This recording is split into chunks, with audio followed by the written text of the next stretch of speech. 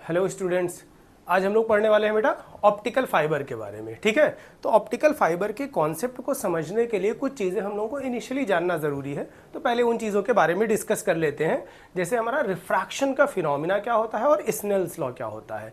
तो ये दो चीज़ें हम लोगों के लिए क्या है, ऑप्टिकल फाइबर को समझने के लिए बहुत ज़रूरी है।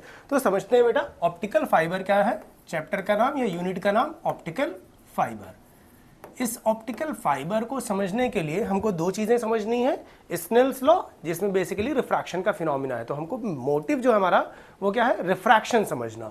तो बेटा बात करते हैं रिफ्रैक्शन, किस चीज की बात करते हैं, रिफ्रैक्शन क्या होता है, और इसी में एक टर्म और आएगा रिफ्लेक्शन। तो दो चीजें हमको समझनी थी, कौन कौन सी चीजें, रिफ्लेक्शन और रिफ्रैक्शन। लेकिन मेन चीज क्या है बेटा, रिफ्रैक्शन। अब रिफ्लेक्शन के बारे में हम लोग पहले ही पढ़ चुके हैं 10th और 12th में। रिफ्लेक्शन क्या होता है बेटा, एक मान लेते हैं कोई सरफेस है, ठीक है, वो सरफेस कैसा होना चाहिए बेटा, पॉलिश्ड होना चाहिए। उस पॉलिश्ड सरफेस पर कोई लाइट अगर आ रही है तो जो लाइट आ रही है बेटा उसको हम लोग बोलते हैं इंसिडेंट रे, और लाइट जिस पॉइंट पर मिलती है वहां पर एक लाइन ड्रॉ कर देते हैं सरफेस के जस्ट परपेंडिकुलर, इसको क्या बोलते हैं, नॉर्मल। तो ये वाला एंगल क्या कहलाता है बेटा, एंगल ऑफ इंसिडेंस। अब लाइट यहां पर पड़ेगी तो लाइट दूसरे सरफेस पर पार करके जा नहीं सकती है, तो लाइट यहां से क्या कर जाएगी, रिफ्लेक्ट कर जाएगी। तो इसको बोलते हैं हम लोग बेटा रिफ्लेक्टेड रे, और इस एंगल को बोलते हैं एंगल ऑफ रिफ्लेक्शन।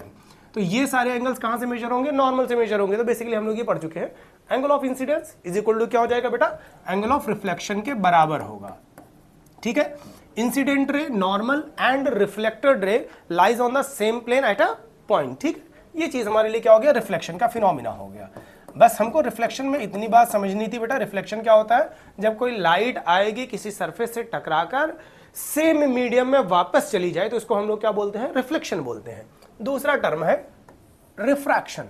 ठीक है, रिफ्रैक्शन का मतलब क्या हुआ कि लाइट एक मीडियम से पार करके दूसरे मीडियम में चली जाए। अब जाहिर सी बात है, जब लाइट एक मीडियम से दूसरे मीडियम में जाएगी बेटा तो दोनों के रिफ्रैक्टिव इंडेक्स सेम तो होंगे नहीं। अब रिफ्रैक्टिव इंडेक्स क्या टर्म होता है, देखो जो चीज आप पढ़े हैं रिफ्रैक्टिव इंडेक्स वो हम लोगों ने ये पढ़ा है बेटा, the ratio of the speed of light in air to the speed of light in medium. ये चीज हमारे लिए क्या कहलाएगा, रिफ्रैक्टिव इंडेक्स कहलाता था। बट रिफ्रैक्टिव इंडेक्स का नॉर्मल मतलब क्या हुआ ये समझते हैं। देखो रिफ्रैक्टिव इंडेक्स का मतलब बेसिकली क्या होता है बेटा, ट्रांसपेरेंसी ऑफ द मटेरियल। तो रिफ्रैक्टिव इंडेक्स क्या बताता है कि कौन सा मटेरियल कितना ट्रांसपेरेंट है। सिंपल सी चीज ऐसे समझते, एयर सबसे ज्यादा ट्रांसपेरेंट हो गया, हमको दिखाई ही नहीं दे रहा है, तो ट्रांसपेरेंसी उसकी क्या हो गई बेटा, 100% हो गई। अब ट्रांसपेरेंसी 100% हो गई तो जाहिर सी बात है इसके बाद जो भी मटेरियल होंगे उनके ट्रांसपेरेंसी बेटा क्या हो जाएगी, उससे कम हो जाएगी। तो एग्जांपल के तौर पर मैंने क्या काम लिया, एयर या वैक्यूम ले लिया है बेटा, ठीक है, वाटर ले लिया और क्या ले लिया, ग्लास ले लिया, तीन टर्म लिए। ये 100% ट्रांसपेरेंट होगा, ये दोनों क्या होंगे बेटा, पार्शियल ट्रांसपेरेंट होंगे। तो रिफ्रैक्टिव इंडेक्स बेसिकली क्या बताता है कि कौन सा मटेरियल कितना ट्रांसपेरेंट है। अब एयर या वैक्यूम से ज्यादा कोई भी चीज ट्रांसपेरेंट नहीं हो सकती है, तो बाकी चीजें क्या होंगी बेटा, उससे कम होंगी। और 100% ट्रांसपेरेंसी का मतलब ये हुआ रिफ्रैक्टिव इंडेक्स सबसे कम होगा। तो जो हमारा एयर है उसका रिफ्रैक्टिव इंडेक्स इधर वी कैन से म्यू और वी कैन से एन, तो ये कितना होगा बेटा, 1 होगा। ट्रांसपेरेंसी 100% का मतलब रिफ्रैक्टिव इंडेक्स मिनिमम हुआ। अब ट्रांसपेरेंसी बेटा उससे ज्यादा बढ़ाएंगे। ट्रांसपेरेंसी ऑफ वाटर जो है, आप वाटर के एक सरफेस से दूसरे तरफ 100% नहीं देख सकते हैं। क्यों, ऐसे समझो अगर कोई चीज आपको विजिबल हो गई इसका मतलब वो 100% ट्रांसपेरेंट है ही नहीं। तो वाटर हमें दिखाई दे रहा है, ग्लास हमको दिखाई दे रहा है, डायमंड हमको दिखाई दे रहा है, लकड़ी, कपड़ा, ये सारी चीजें हमको क्या हो रही हैं, दिखाई दे रही हैं। तो जो चीज दिखाई दे रही है इसका मतलब क्या हो गया, 100% ट्रांसपेरेंट नहीं है। तो इसकी ट्रांसपेरेंसी एयर से क्या होगी बेटा, कम हो गई। एयर से ट्रांसपेरेंसी कम हुई, इसका मतलब रिफ्रैक्टिव इंडेक्स क्या हो जाएगा, इसका बढ़ जाएगा। ठीक है, दूसरी चीज बेटा ग्लास, ग्लास वाटर से ज्यादा क्या होगा, रिफ्रैक्टिव इंडेक्स होगा। क्यों, क्योंकि इसकी ट्रांसपेरेंसी वाटर से कम होती है, तो इसका रिफ्रैक्टिव इंडेक्स क्या हो जाएगा बेटा, 1.5। इसी तरीके से एग्जांपल के तौर पर हम क्या मान लें बेटा, लकड़ी है, तो लकड़ी क्या हो जाएगा, लकड़ी के एक एंड से दूसरी तरफ तो हम देख ही नहीं पा रहे हैं, तो हमारे लिए क्या हो जाएगा, ऑलमोस्ट इनफाइनाइट हो जाएगा रिफ्रैक्टिव इंडेक्स। बट इनफाइनाइट नहीं होगा, क्योंकि आप बहुत थिन लेयर बना लेंगे लकड़ी की, तो उसमें भी हो सकता है एक एंड से दूसरे एंड पर दिखाई दे, यानी कि उस तरफ दिखाई दे जाने लगे। तो ट्रांसपेरेंसी ही बताता है, क्या चीज बताएगा बेटा, रिफ्रैक्टिव इंडेक्स। तो सिंपल सी चीज है, ये तो हमारे लिए जनरलाइज्ड फॉर्म हो गया, लैंग्वेज के फॉर्म में लिखते हैं कि the ratio of the speed of light in air to the speed of light in medium. Medium मतलब वाटर, ग्लास या कोई लिक्विड, कुछ भी हो जाएगा। तो ये क्या कहलाएगा, रिफ्रैक्टिव इंडेक्स कहलाएगा। अब एक चीज समझो बेटा, अगर लाइट क्या है, एयर में है, तो इसका रिफ्रैक्टिव इंडेक्स सबसे कम हुआ, यानी इसकी स्पीड क्या होगी बेटा, ध्यान से देखो, mu is inversely proportional to क्या हो जाएगा, v, या v इज इक्वल टू कितना हो जाएगा बेटा, c अपॉन म्यू। तो speed of light is a constant, c बराबर कितना हो जाएगा, 3 × 10⁸ मीटर पर सेकेंड। तो देखो v is inversely proportional to बेटा क्या हो जाएगा, म्यू हो जाएगा। यानी अगर किसी लाइट को हमको क्या करना है, ट्रैवल करना है किसी मीडियम में, तो देखो बेटा यहां पर इसका रिफ्रैक्टिव इंडेक्स कितना हो जाएगा हमारे लिए, एयर का रिफ्रैक्टिव इंडेक्स है बेटा 1। तो अगर 1 हो गया तो म्यू बराबर 1, यानी v इज इक्वल टू किसके बराबर मिल जाएगा, प्रोपोर्शनलिटी हटाएंगे, v इज इक्वल टू मिल जाएगा बेटा c। तो यहां पर हमने क्या लिखा कि फॉर एयर, समझने वाली बात क्या है बेटा, अगर आपने लिखा फॉर एयर तो ये कितना हो जाएगा बेटा, म्यू बराबर 1। तो v बराबर कितना हो जाएगा, ध्यान से देखो, v इज इक्वल टू हो जाएगा बेटा c, ठीक है। यानी एयर में स्पीड जो होगी लाइट की वो किसके बराबर होगी बेटा, स्पीड ऑफ लाइट के बराबर ही हो जाएगी। तो सबसे ज्यादा तेज ट्रैवल कर ले जाएगा। उसके बाद अगर हम लोग बेटा किसी मीडियम में आ जाएं, किस में आ जाएं, v is equal to c upon 1.33 हो जाएगा। उसके बाद किसी और मीडियम में आएंगे बेटा तो क्या हो जाएगा, उससे कम हो जाएगा, तो c अपॉन कितना हो जाएगा, 1.5। तो हमारे लिए क्या हो गया, किसी भी और मीडियम में जाते हैं यानी जिसका रिफ्रैक्टिव इंडेक्स ज्यादा होगा तो उस मीडियम में स्पीड ऑफ लाइट क्या हो जाएगी, कम हो जाएगी। अब स्पीड ऑफ लाइट बेटा कम हो जाएगी तो जाहिर सी बात है कि डिस्टेंस जो ट्रैवल करेगा वो भी तो कम हो जाएगा, क्योंकि स्पीड इज इक्वल टू कितना होता है, डिस्टेंस अपॉन टाइम। तो डिस्टेंस बराबर कितना हो जाएगा बेटा, स्पीड इनटू टाइम। तो सेम टाइम में क्या हो जाएगा, एयर में ज्यादा डिस्टेंस कवर करेगा, वाटर में कम करेगा और ग्लास में उससे भी कम करेगा। समझ के बात को। अब समझते हैं रिफ्रैक्शन क्या होता है। रिफ्रैक्शन किस पर बेस्ड है, इन्हीं 3 चीजों पर बेस्ड है।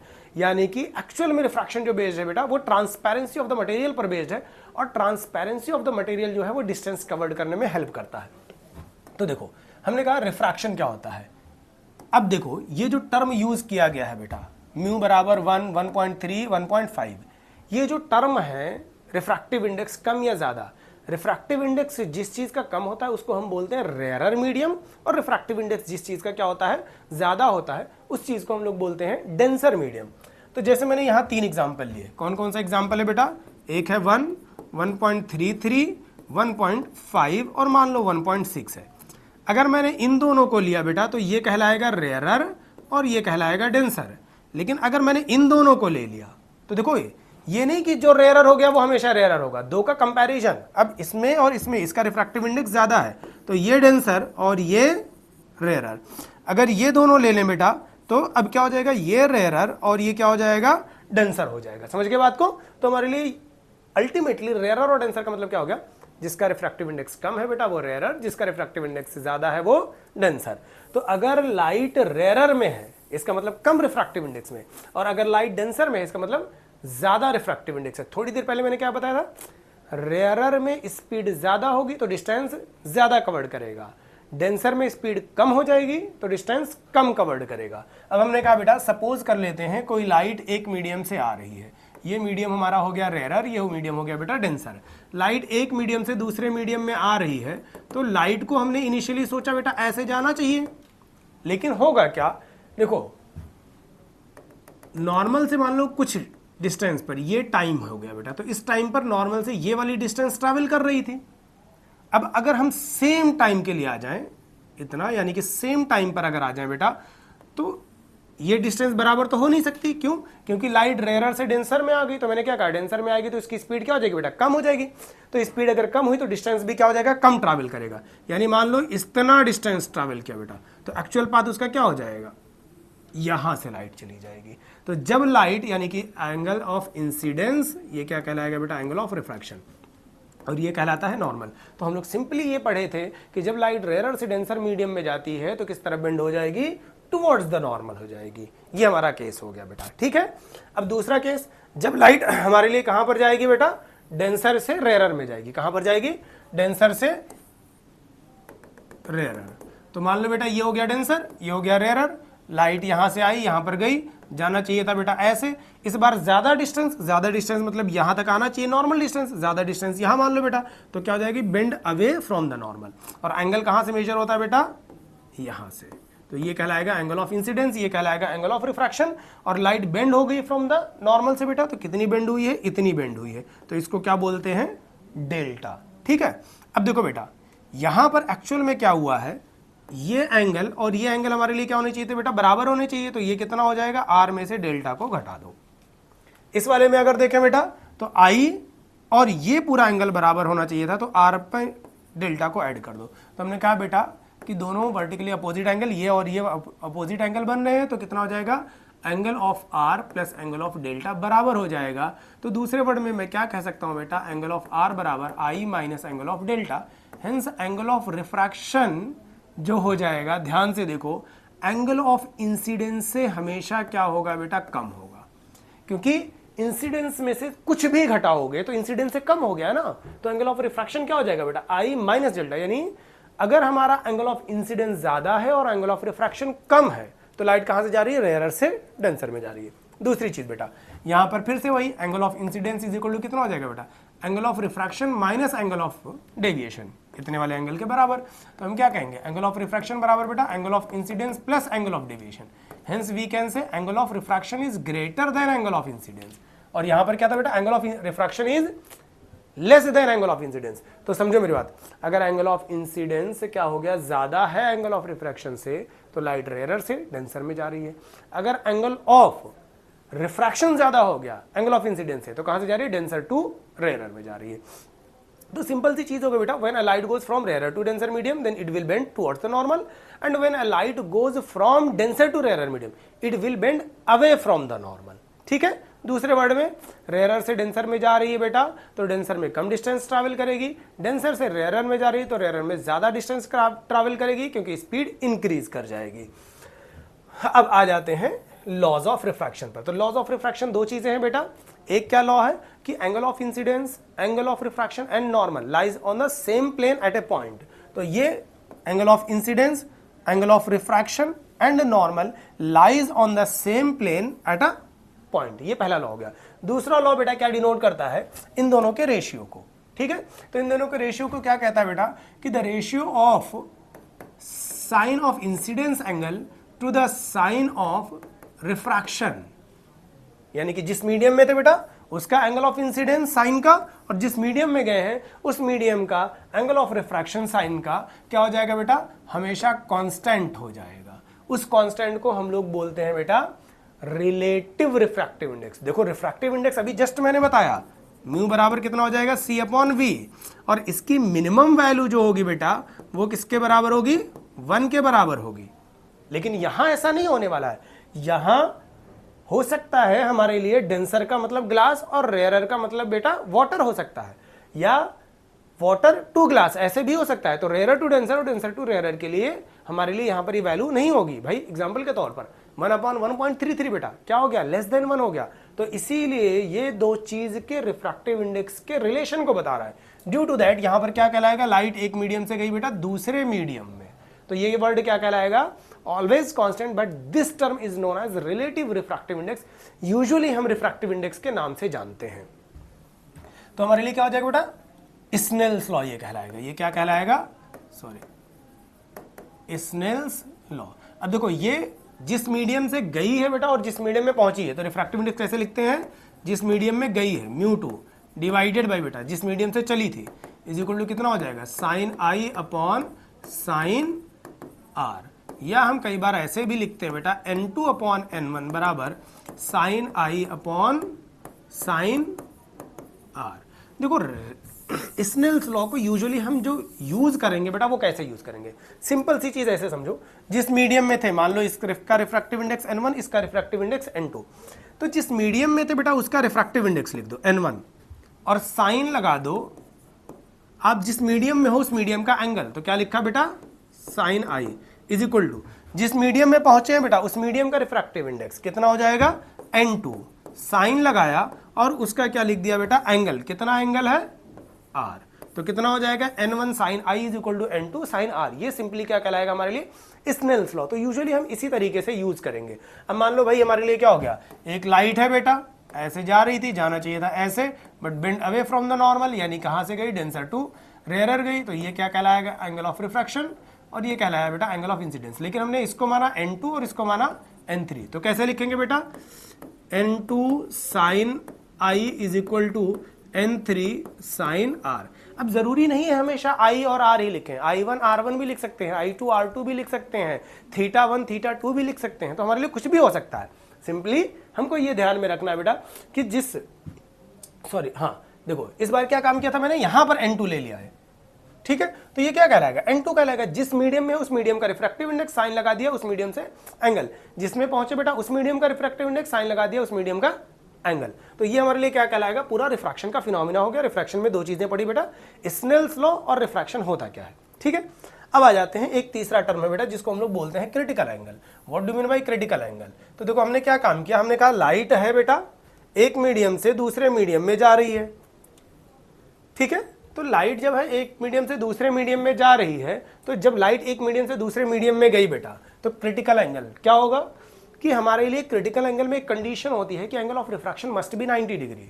अब देखो अगर रेयरर से डेंसर में गई बेटा तो बेंड हो गई टुवर्ड द नॉर्मल, यानी कि वो 90 डिग्री तो कभी हो ही नहीं पाएगी, क्योंकि भाई क्या हो जाएगा, एंगल कम हो जाएगा हमेशा।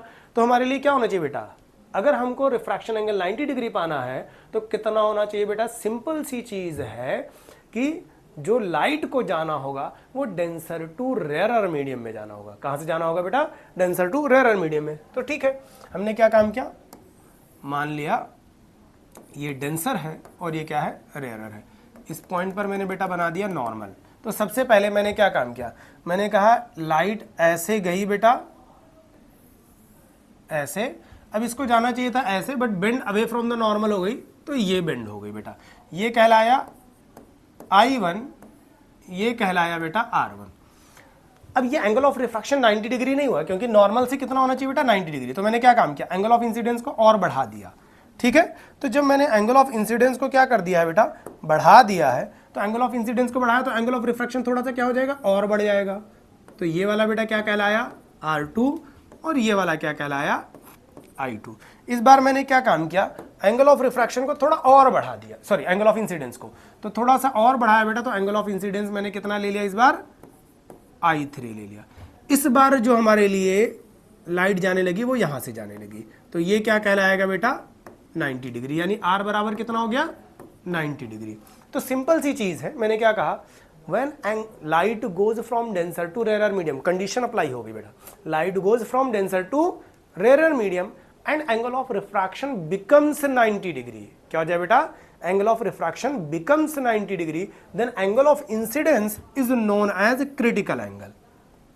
तो भाई हमने कहा ये वाले का रिफ्रैक्टिव इंडेक्स n1 माना बेटा, और इस वाले का रिफ्रैक्टिव इंडेक्स n2 मान लिया। ये हमारे सपोज करने पर बात है, बट यहां पर कंडीशन लिख दिया n1 is greater then n2। तो सिंपली अभी मैंने क्या कहा था बेटा कि जिस मीडियम में है उस मीडियम का रिफ्रैक्टिव इंडेक्स n1 क्या लगाया बेटा, साइन, और I मैंने क्या कहा, when angle of refraction becomes 90 degree then angle of incidence is known as critical angle. तो I3 बेटा क्या कहलाएगा हमारे लिए, क्रिटिकल एंगल के बराबर कहलाएगा। तो n1 sine theta C is equal to कितना हो जाएगा बेटा, n2 साइन एंगल कितना इस बार, 90 डिग्री। तो ये हो जाएगा साइन 90, साइन 90 की वैल्यू कितनी हो जाएगी बेटा, 1 हो जाएगी। हेंस साइन थीटा सी बराबर बेटा कितना हो जाएगा, n2 अपॉन n1। थीटा सी बराबर बेटा कितना हो जाएगा, इसको उधर ले जाएंगे तो साइन इनवर्स लग जाएगा n2 अपॉन में n1। बट कंडीशन क्या है बेटा, n1 is always greater than n2। अब इसको कई बार आप ऐसे भी मान सकते हो, डेंसर वाले का रिफ्रैक्टिव इंडेक्स n2, रेयरर वाले का n1। तो अगर उल्टा मान लिया बेटा तो क्या हो जाएगा, n1 ऊपर n2 नीचे। बस सिंपल सी चीज क्या याद रखनी है, जो वैल्यू नीचे होगी बेटा उसकी वैल्यू क्या होनी चाहिए, ज्यादा होनी चाहिए, क्योंकि साइन की मैक्सिमम वैल्यू जो अलाउड है वो 1 तक है। तो अगर ये ज्यादा हो गया और ये कम हो गया तो साइन इनवर्स 1.1 का बेटा वैल्यू क्या दिखाएगा, सिंटैक्स एरर दिखाएगा कैलकुलेटर। क्यों, क्योंकि भाई हमारी साइन की वैल्यू 1 से ज्यादा हो ही नहीं सकती है, ठीक। तो डेंसर से रेयरर के लिए कंडीशन याद रखना है, तो n1 और n2, थीटा सी बराबर कितना हो जाएगा, साइन इनवर्स n2 अपॉन n1। ये हमारे लिए क्या कहलाया बेटा, क्रिटिकल एंगल। अब यहां से समझते हैं, पहले एंगल बेटा ये I1 और I2 कम था, तो लाइट एक मीडियम से दूसरे मीडियम में चली गई। तो ये वाला कंसेप्ट क्या कहलाया बेटा, रिफ्रैक्शन का कॉन्सेप्ट कहलाया। फिर हम आगे बेटा एंगल को बढ़ाते बढ़ाते एक टाइम ऐसा आया कि हमारा एंगल ऑफ रिफ्रैक्शन जो हो गया वो कितना हो गया, 90 डिग्री हो गया। तो जब एंगल ऑफ रिफ्रैक्शन 90 डिग्री हो गया बेटा, तो एंगल ऑफ इंसिडेंस को हमने क्या कह दिया, क्रिटिकल एंगल कह दिया। तीसरी कंडीशन पर आ जाते हैं। अब हमने क्या काम किया, हमने कहा एंगल ऑफ इंसिडेंस को और बढ़ा देते हैं बेटा, यानी कि हमने एंगल ऑफ इंसिडेंस को और बढ़ा दिया। तो जब हमने एंगल ऑफ इंसिडेंस को बेटा और ज्यादा बढ़ाया तो इस बार क्या हो जाएगा, देखो ये हो गया नॉर्मल। तो हमने एंगल ऑफ इंसिडेंस को बेटा यहां से लेकर गए, जाना चाहिए था ऐसे, ठीक है, लेकिन इस बार जो हमारा एंगल है आई वो क्रिटिकल एंगल से भी ज्यादा हो गया है। तो जब बेटा angle of incidence critical angle से ज्यादा हो गया तो लाइट क्या कर जाएगी, रिफ्लेक्ट बैक कर जाएगी और सेम मीडियम में वापस आ जाएगी। क्योंकि यहां पर क्या होगा, ऐसा तो हो नहीं सकता है 90 डिग्री से बढ़ा तो सेम मीडियम में वापस आया। और हमने क्या पढ़ा था बेटा लॉज ऑफ रिफ्लेक्शन में कि angle of incidence always equal to angle of reflection होगा। ये नहीं कि अगर मीडियम कोई कंडीशन चेंज हो गई तो फिजिक्स के लॉज चेंज हो जाएंगे, नहीं है। अगर रिफ्लेक्शन हो रहा है तो angle of incidence angle of reflection के क्या हो जाएगा बेटा, बराबर हो जाएगा। तो जब हमारा एंगल ऑफ इंसिडेंस, तीन कंडीशन हुई बेटा, यहां पर लिख रहा हूं, अगर angle of incidence less than critical angle है तो क्या हुआ है बेटा, रिफ्रैक्शन हुआ है। एंगल ऑफ इंसिडेंस अगर बेटा क्रिटिकल एंगल के बराबर हुआ है तो लाइट क्या करी है, सरफेस पर ट्रैवल करके चली गई है, ये वाला। तो light grazing on the surface, light grazing on the surface. तीसरा कंडीशन बेटा, हमने एंगल ऑफ इंसिडेंस को इस I3 से भी ज्यादा कर दिया। तो जब क्रिटिकल एंगल से ज्यादा हो गया, फॉर एन एग्जांपल ग्लास ले लेते हैं, तो ग्लास का मान लो बेटा रिफ्रैक्टिव क्रिटिकल एंगल कितना हो गया, सपोज कर लेते हैं 57 डिग्री है। तो अगर हमने 57 डिग्री से ज्यादा कर दिया तो क्या हो जाएगा बेटा, लाइट रिफ्लेक्ट होकर सेम मीडियम में आ जाएगी।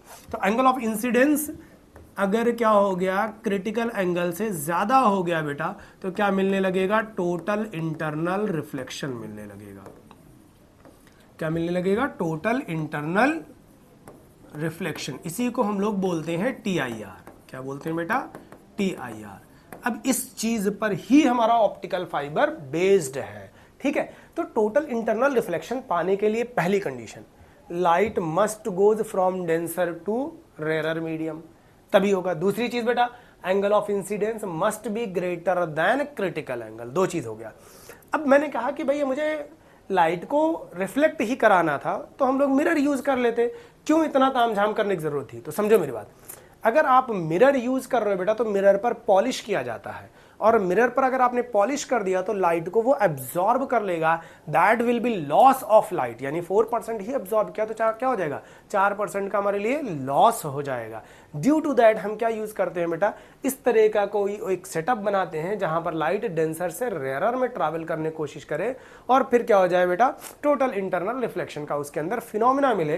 तो यहां पर लॉस क्या होगा, लगभग ना के बराबर होगा। हालांकि ऐसा कभी हो ही नहीं सकता है, क्योंकि अगर लाइट किसी मीडियम में यानी ग्लास में आप ट्रैवल करवा रहे हो बेटा, तो ग्लास लाइट को क्या करेगा, एब्जॉर्ब करेगा। वो एयर नहीं है, वो वैक्यूम नहीं है, वो एब्जॉर्ब तो करेगा, तो there will be loss of light, but हमारे लिए क्या हो जाएगा, कम हो जाएगा। समझ के बात को।